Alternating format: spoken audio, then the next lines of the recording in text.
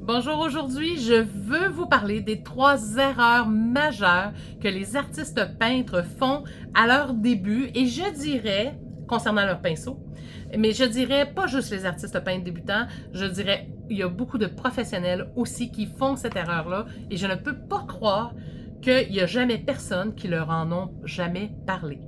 Alors, je t'explique tout ça.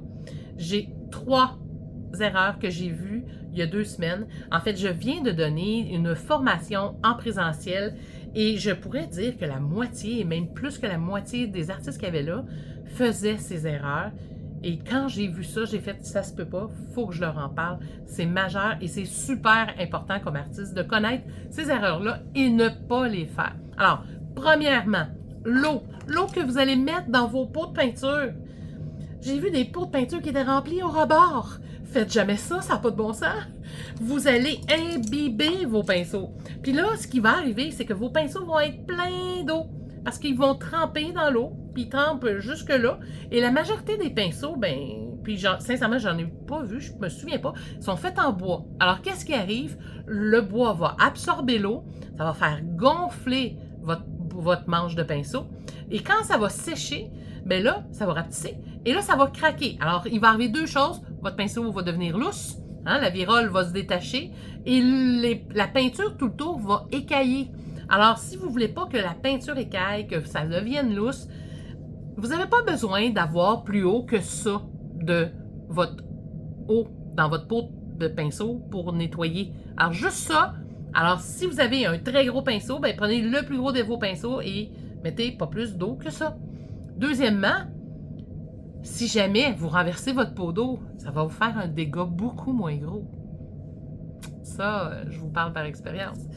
Le deuxième point, c'est quand vous nettoyez vos pinceaux. Il ne faut pas trop écraser, parce que si vous écrasez, ce qui va arriver, ils vont devenir tout ébouriffés, un peu comme ça.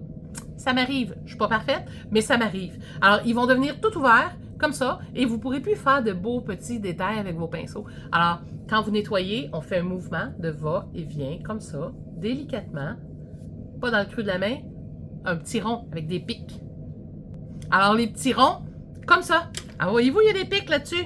Alors, c'est à ça que ça sert. Regardez les pics, la hauteur. Il y a des jouets pour enfants, là, il y en a en forme de cœur. Il y en a en forme de toutes sortes d'affaires, mais c'est les 2 les plus courants que vous allez retrouver. Dollarama, votre boutique de matériel d'art préféré.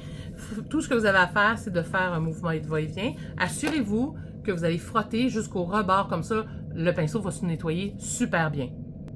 Et la 3e chose, il faut laisser sécher vos pinceaux à plat. Parce que si vous les laissez sécher comme ça, la goutte d'eau va aller dans le manche de votre pinceau et vous comprendrez le reste grâce au point numéro 1.